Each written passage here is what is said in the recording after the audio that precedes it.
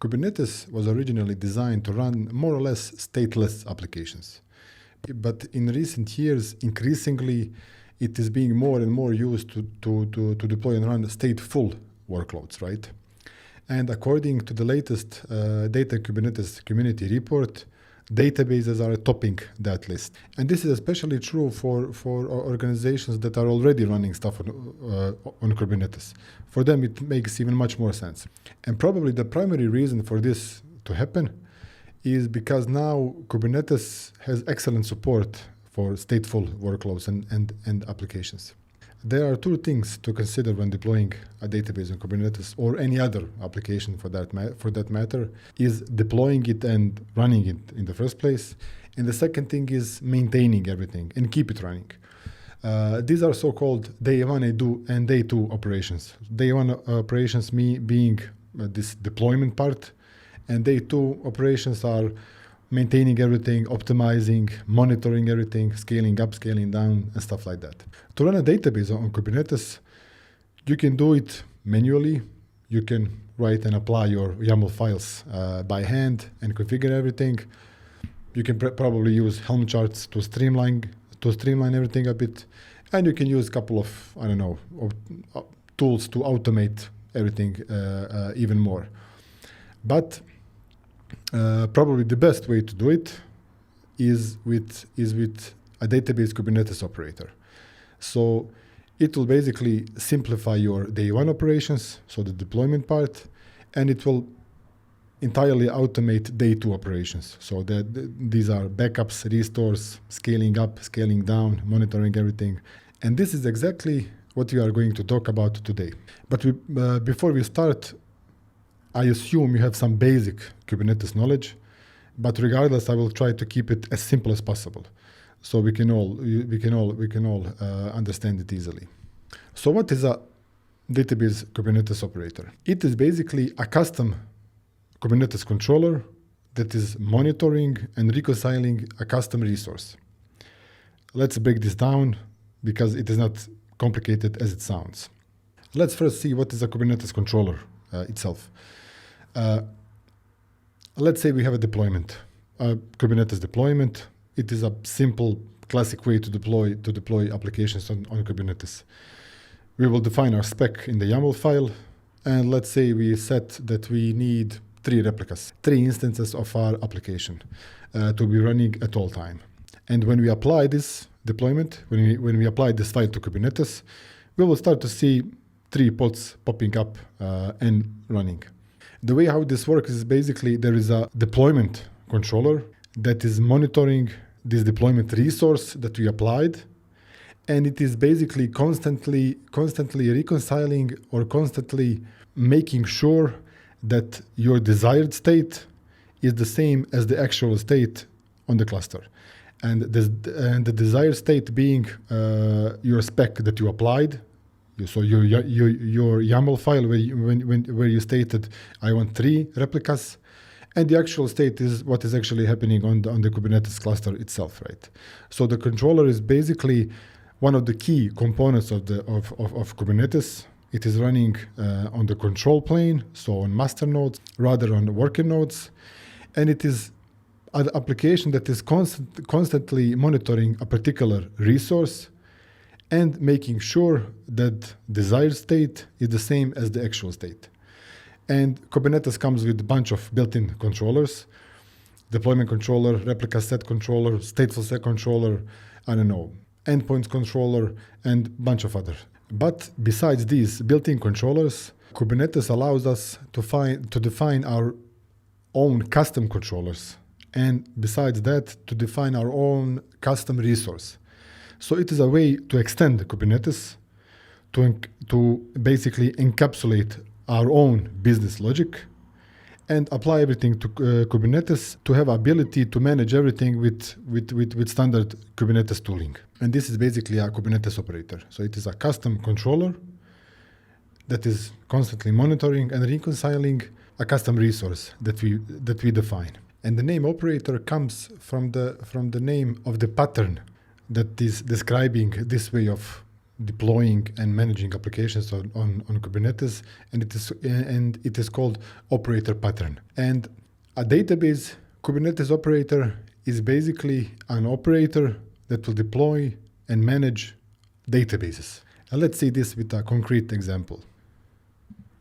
There are many database Kubernetes operators for different databases and multiple operators for the same for the same database. What I'm going to show you is a Percona operator for MySQL database. In this case, I'm working at Percona and I'm building these operators, so it is a bit natural for me to show you this. Let's start. Let's open K9s so we can easily see everything that is going on. Okay, I will deploy everything in the default namespace. But let's first deploy the operator itself. So I will do it by applying one file. So kubectl apply deploy bundle. Okay, it is applied, and first thing that you can see here is this Percona server MySQL operator blah blah blah pod being created. So in this pod, or inside the container that is running in this pod, is the actual operator. So it is the actual controller that is running and that is watching these custom resources that we are going to see. And these controllers are basically a Go application that is running inside this pod. And it is talking to Kubernetes API server, creates resources, manages everything, connects to database as necessary, configure everything, run stuff. And besides this, here we can see there are a couple of things that were created with this bundle file. Basically, this bundle file contains a bunch of YAML manifests, like you can see here. So, for example, we have this deployment manifest that was applied. So this is deployment for the operator pod that we see it is running. We have some config map created. We create some bunch of stuff for security, and here we can see these three manifests that are applied. Custom resource definition. So a custom resource definition is a way that you actually tell Kubernetes about your custom resource. And like the name suggests, this custom resource definition basically allows us to define our custom resource and tell Kubernetes about it, so it is aware of it.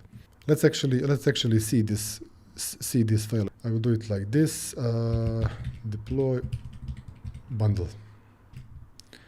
And first, here we can see there is this deployment that actually deployed our operator. So this pod here that is running, and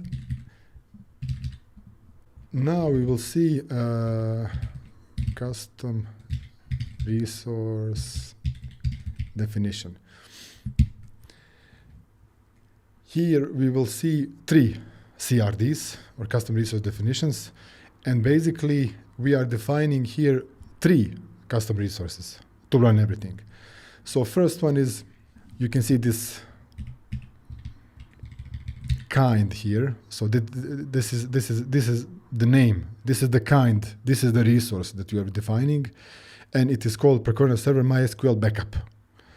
And we've defined some short names for it and other stuff. Okay. So this is first. This is our first resource. Second resource is here. We can see kind Percona Server MySQL Restore.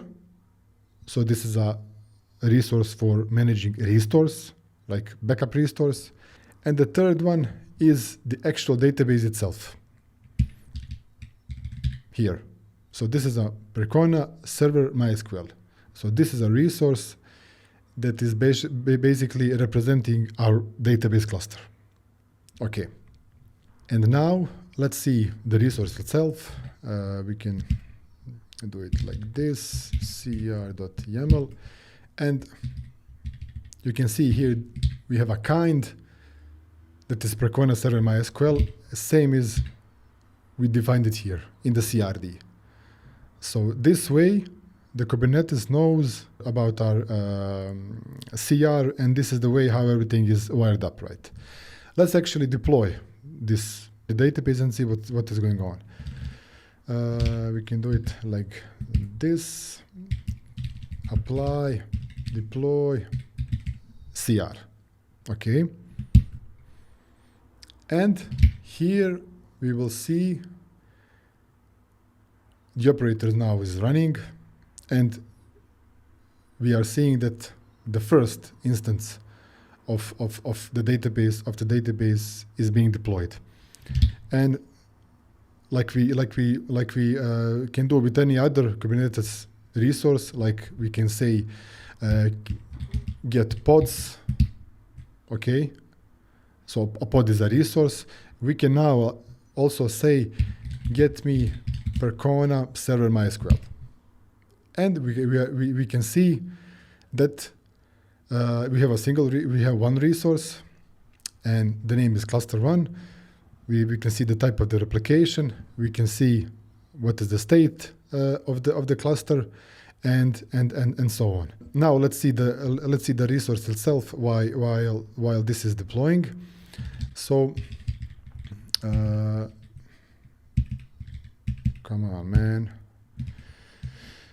You don't need this. Okay. So like we said, the kind is Percona server MySQL. Okay. And now in this resource, we will basically configure everything about our database. Primary things, I will skip a bunch of stuff. You can do a lot of things here, but basic stuff like MySQL. So this is the place where we define MySQL database, right? MySQL cluster.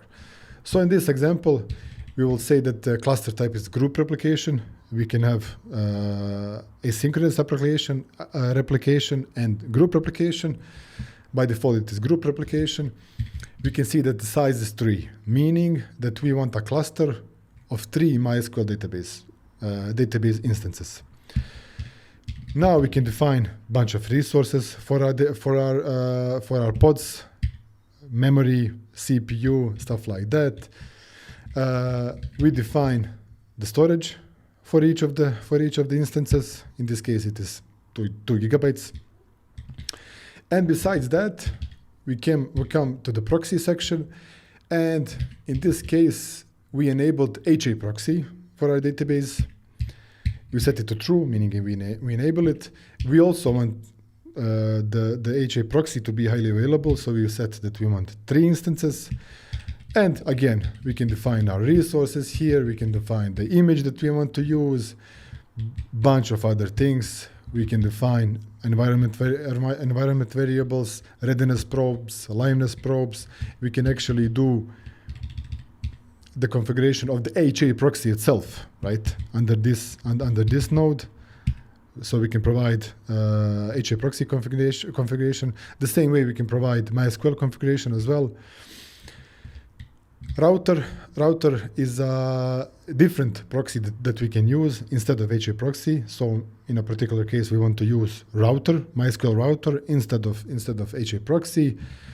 The same thing, we define the size of it, resources, and other stuff. Orchestrator is a component for when we run asynchronous replication. So we need this component to manage the topology of the cluster. And here we can configure our backups. So in this case, we enabled backups, right? We set where the backup should end up. In this case, I'm defining, I want to backup to go to some S3 bucket. We can define scheduled backups and bunch of other stuff. Okay. So this is basically a declarative way to tell Kubernetes or to tell the operator what it should be running. Okay. And let's go back to see what is going on here. Okay. Now we can see that we have like we stated, we have 3 instances of MySQL, and also, like we said, three HA proxy instances. We are waiting for the last pod for MySQL, and we can see what is the status. We can say kubectl get ps. This is a short name for the Percona. Come on, man.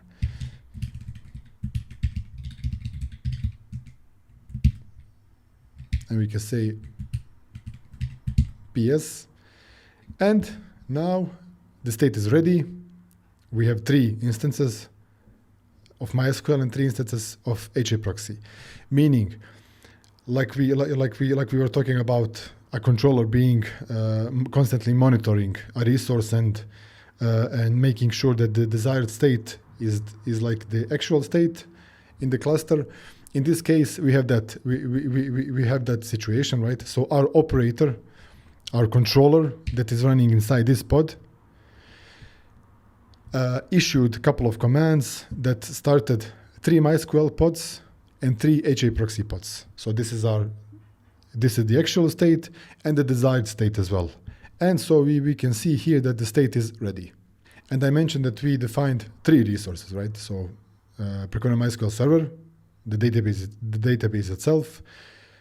We have a resource for managing backups and for managing restores, right? And I will now show you how easy it is to perform a backup of your database.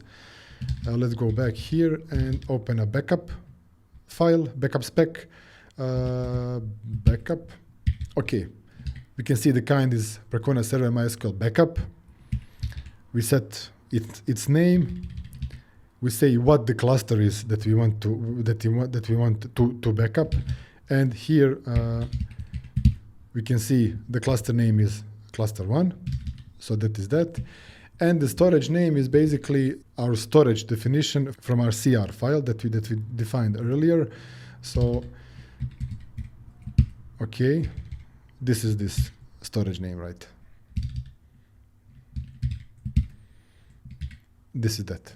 And like with every other Kubernetes resource, we will apply it like this.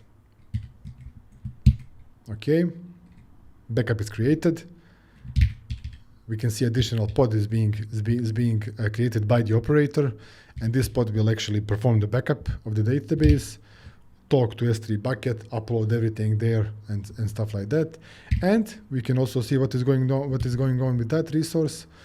So we can say k get Percona backups. There we go. Succeeded. It succeeded. So we can see the storage, we can see the destination of everything, and its state is succeeded. And the same way we will perform a restore. We can check that out as well. So restore.yaml like that. Again, we have a kind Percona server MySQL restore. This is what we define in our custom resource CRDs that we saw earlier. Name of our restore. What is the cluster we want, and what is the backup that we want to perform a restore from. We will apply it. Okay, apply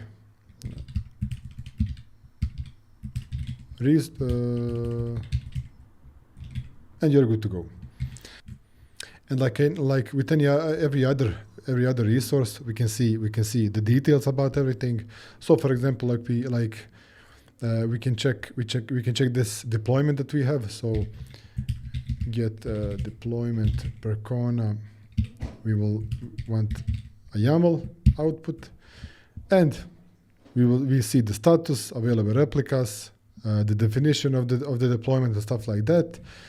The same thing we can do with our custom resource. So we can see k get ps cluster 1 output YAML, and we can see the status is ready. MySQL This is the actual state is 3 pods running. We can see here 3 pods are running. Desired state is also 3, so the state is ready.